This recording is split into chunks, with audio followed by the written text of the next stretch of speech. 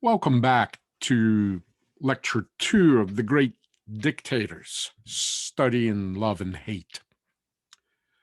Before I begin exploring in greater depth the individual histories of some dictators, I'm going to here make some general observations on dictators and dictatorships, offer you a few appetizers before we proceed to the main courses. The title of this course, The Great Dictators, is, of course, an homage to Charlie Chaplin's film, The Great Dictator. In his movie, Chaplin called him Adenoid Hinkle, but we all know who Chaplin was lampooning here. The Great Dictator, interestingly, began production in September of 1939 during Hitler's invasion of Poland, but before the U.S. went to war. It was not a U.S. propaganda film, yet everybody in Hollywood, at least, was already aware of Hitler as a larger-than-life dictator of the sort the world had not seen recently. In fact, Hitler had already attracted the attention of the Three Stooges, who satirized him in You Nasty Spy, released some 6 months before Chaplin's The Great Dictator. I think most of us today, if asked to compile a list of infamous dictators, would probably begin with Adolf Hitler. In some sense, all roads to modern dictators, I think, inevitably lead to Hitler. And certainly when I begin to break down in greater detail the histories of various dictators in this course, I too will begin with Hitler, the one I think that not only I know most about from all the various dictators, but that in general the most is known about. He is the quintessential dictator left off no one's list of dictators. Stalin, Joseph Stalin, I believe also would be on our list as a close second to Hitler. They even had a brief alliance, and then one stabbed the other in the back, while the other allied with a parliamentary monarchy and a republic to defeat the other. Richard Overy's book is a good comparative study of the two dictators. I would highly recommend it. They are what one historian referred to the bloodlands. They are our bloodland dictators. Timothy Snyder described them in his book, Bloodlands, Europe Between Hitler and Stalin. They were almost could be described as dictator emperors in the way they kind of built these empires and came to dominate the European continent, were themselves a product of its past history and shaped its future history to this day. These two are 20th century European super dictators. There is a variant completing kind of a trinity of super dictators, and that will be Mao Zedong, the Chinese communist revolutionary, warlord, and leader and ruler of the People's Republic of China from 1949 until his death in 1976. I think that one of the things that characterizes these individuals as super dictators is the unusually enormous amount of people that they had wantonly put to death.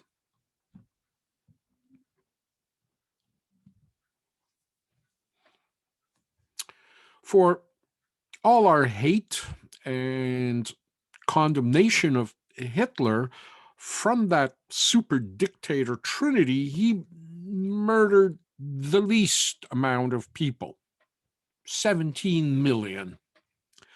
Along with 6 million Jews killed in the Holocaust, or the final solution, as the Nazis called it, Hitler had murdered another 11 million Poles, Czechs, Serbs, Russians, Ukrainian, Belarusians, Roma gypsies, homosexuals, and disabled Germans, including infants, in a mad plan to re-engineer the racial demographics of Europe. We're talking about here about 17 million murders, literally murders, perpetrated by shooting, gassing, battering, hanging, lethal injections, medical experimentation, deprivation, slavery, and being worked to death, essentially. Not included in the 17 million are civilians who died in German aerial bombing or as collateral casualties in crossfire, or died serving either in the German armed forces or in the armies fighting them. Stalin certainly exceeded Hitler's numbers. He is estimated to have killed some 23 million people, but unlike Hitler, Stalin murdered his own citizens mostly, and in much more random way than Hitler, who carefully selected his victims based on their racial characteristics. Stalin murdered in primarily two ways: through a program of collectivization of peasants into collective farms, which resulted in millions of deaths, primarily through famine and brute force used to subdue peasant resistance, and then through the purges and the labor camp system known as the Gulag, which between 1930 and 1953, when Stalin died, consumed millions of lives, either through summary executions or through confinement as slave laborers in the brutal slave labor system of the Gulag. Mao, with 45 million deaths attributed to them, the most of these three, strangely is not always the dictator that comes to mind. Unlike Stalin and Hitler, Mao too put to death millions of Chinese through his disastrous attempt to collectivize the Chinese peasants, through the Cultural Revolution, and through other totalitarian repressive measures that his communist state undertook. The paradox here, of course, is almost the universal condemnation of Hitler, as opposed to the pockets of defense of Stalin and Mao. Some might argue that both Stalin and Mao made, respectively, China and Russia the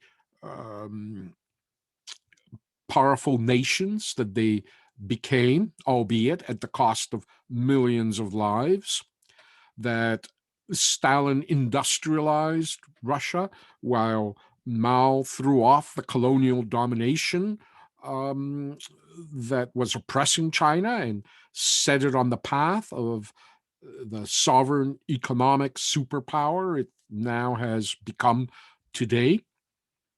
I would suspect that perhaps our condemnation of Mao is also muted partly by the massive scale and density of the Chinese population that automatically results in massive casualties, whether in natural catastrophes or man-made ones, and as well, our North American and European historical racism and colonial imperialism in China through to the mid 20th century. We ourselves were doing our own share of killing Chinese for imperialistic prerogatives long before Mao started killing his fellow Chinese. However, there is almost no, in fact, there is no defending Hitler. Almost any sane historian will universally condemn Hitler.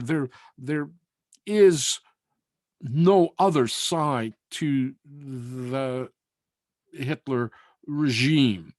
There was something so extraordinarily evil in the selective industrial scale murders that Hitler perpetrated, even when compared to the larger but random mass murders that Stalin and Mao had committed.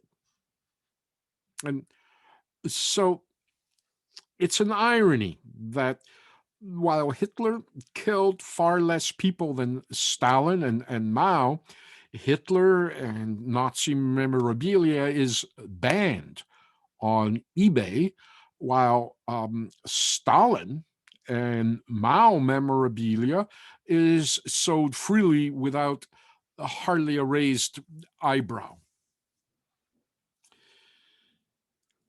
This question of kind of relative morality and condemnation, apart from just the statistical enormity of these deaths, of course, might lead us to ask which modern dictator killed the most after Mao, Stalin, and Hitler.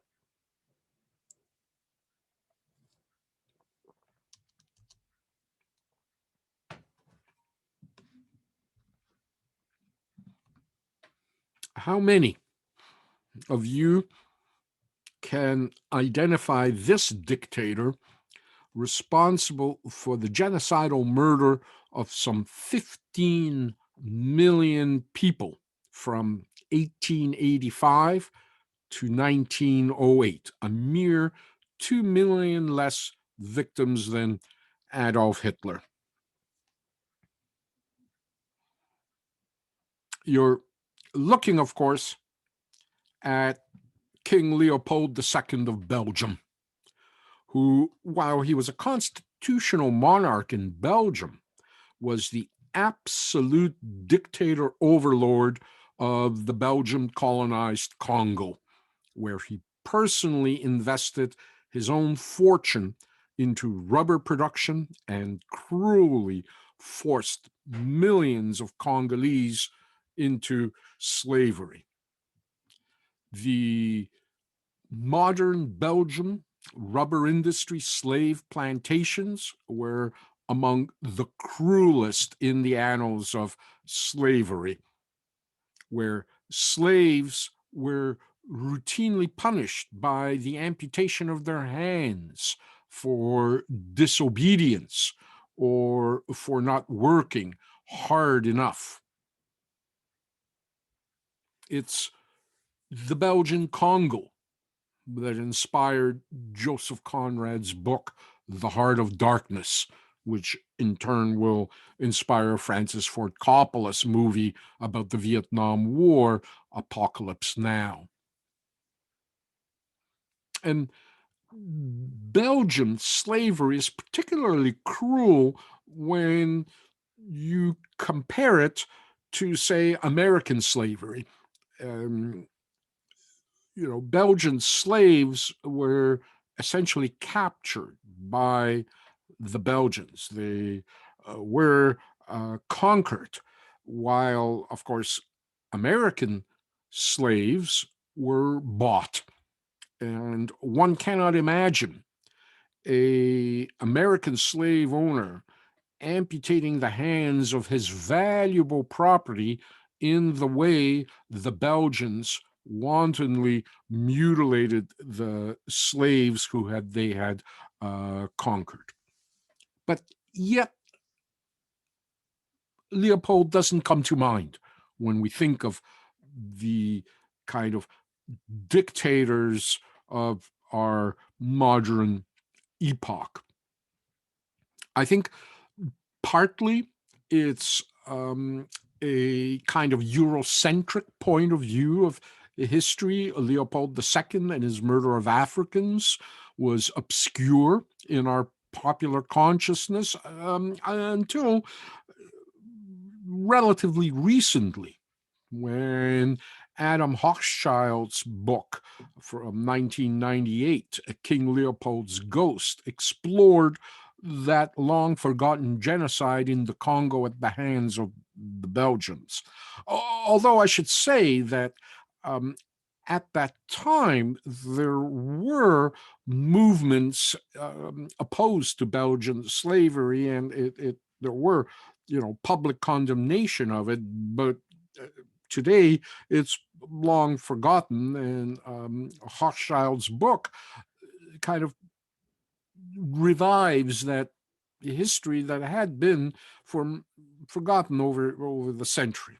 But King Leopold, he doesn't even get a T-shirt at eBay. He is one of those obscure dictators. So once we dispense with the big three super dictators, we then begin dealing with a random collection of usual suspects. Candidates for the most notorious dictators can sometimes be quirky on these various lists. I'm not quite sure why Ayub Khan is on this particular list. He was the dictatorial prime minister of Pakistan in the 1960s, or why Hosni Mubarak, the president of Egypt, garners a position in this list with Idi Amin and Kim Jong-il. Certainly both were dictators, but how notorious they were compared to the others on this list, of course, is a question that's relative to, I guess, who's compiling the list and your point of view. But in these collages, there are names that come up frequently.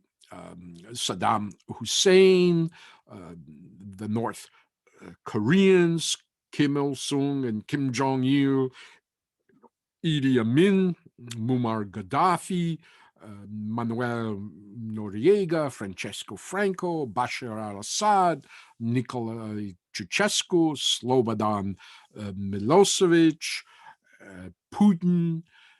Sometimes you get ancient Chinese emperors or European tyrants like Vlad Tepes, Dracul, the inspiration for Bram Stoker's book Dracula. I'll quickly dispense with this question of whether an absolute monarch is a dictator, or whether a benevolent dictator can exist, and if he did, what would differentiate one from a malevolent dictator from a benevolent dictator, by primarily focusing on 20th century dictators or even contemporaries today. most of us can distinguish a dictator from an absolute monarch maybe on sight. Um, there is a kind of discernible style and image that is immediately apparent that just screams at you dictator. And here you're looking, of course, at Chile's Augusto Pinochet, whose military death squads murdered tens of thousands of Chileans after his bloody overthrow and murder in 1973, democratically elected socialist President Salvador Allende. Often, dictators like Pinochet make a parallel shift from the military into government, as the military functions on a necessarily dictatorial chain of command. The dictator often is merely militarizing a nation's system of governance, putting themselves in command as a sort of governor in chief, field marshal of both the civilian and military branches of government. Certainly, one of the classics is General Francisco Franco, the fascist leader of Spain.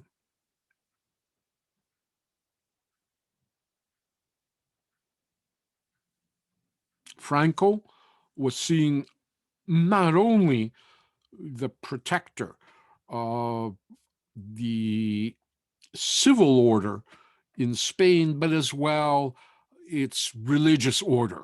He, more than a fascist, he was at the time by his contemporaries described as a phalangist, a kind of ultra Catholic defender of the faith against what he would have seen as atheistic secular socialism.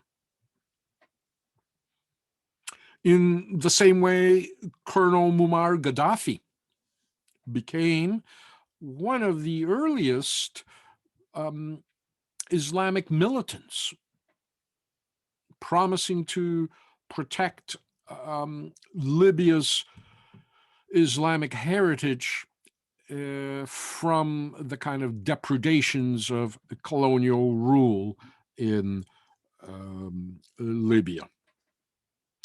Others are just mad or have kind of imperial ambitions. A former officer trained by the British in the Ugandan army, Idi Amin Dada of Uganda, took the official title of, quote, His Excellency President for Life, Field Marshal Al-Hajj Dr. Idi Amin Dada, VC, DSO, MC, CBE, Lord of all the beasts of the earth and fishes of the seas, and conqueror of the British Empire in Africa in general, and Uganda in particular, and the uncrowned King of Scotland. Certainly, one of the more frightening dictators of the 20th century, just again in the scope and scale of his murders and just the madness. The Duce, Benito Mussolini, who gave us the term fascist. General Manuel Noriega of Panama, whose fall we witnessed unfold on television. Some don't necessarily come out of the military structure. Some emerge from among charismatic tribal chieftains, like Marshal Mobutu Sese Seko of Zaire, the former Congo. Some are gray, anonymous bureaucrats like Saloth Sar, the teacher, Pol Pot, the leader of the Khmer Rouge in Cambodia during the 1970s. Others, like Robert Mugabe in Zimbabwe, come in a suit and tie, looking like just any other politician.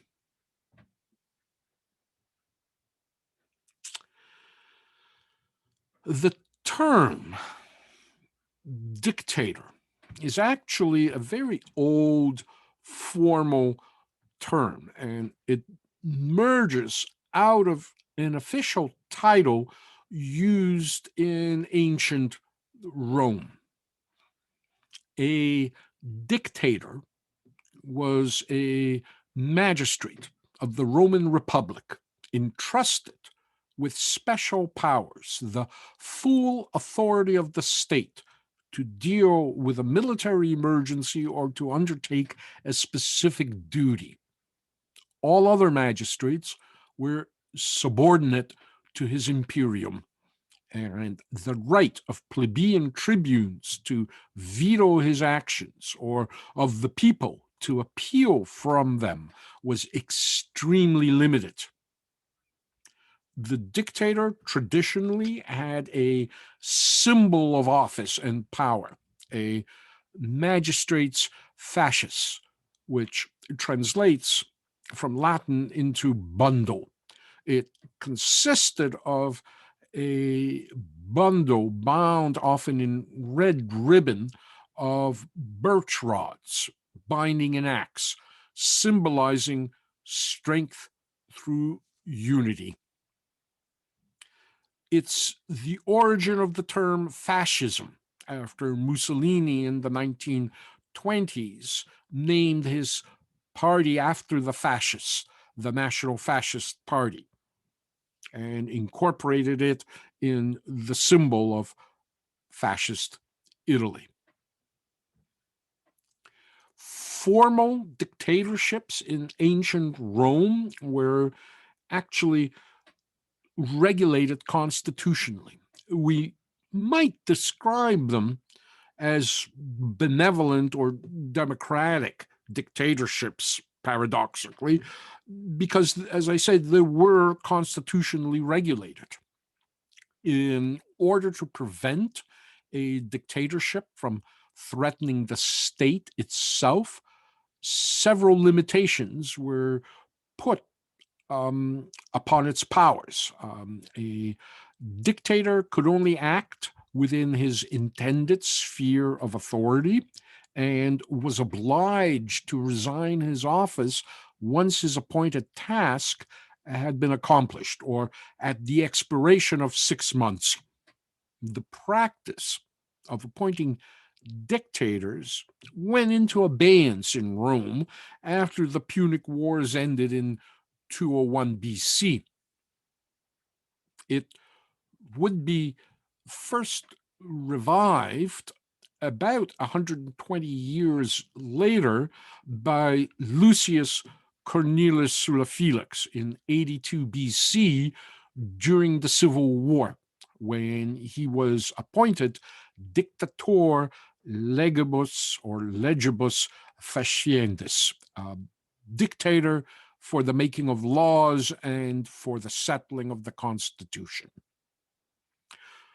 What makes Sulla kind of a more modern dictator is that his dictatorship was extended beyond the normal 6 months, making him, as I say, perhaps the first dictator in that despotic traditional sense. But Sulla resigned his office after 3 years of dictatorial rule in 79 BC and retired peacefully. Julius Caesar mocked Sulla for the very idea of giving up dictatorial power.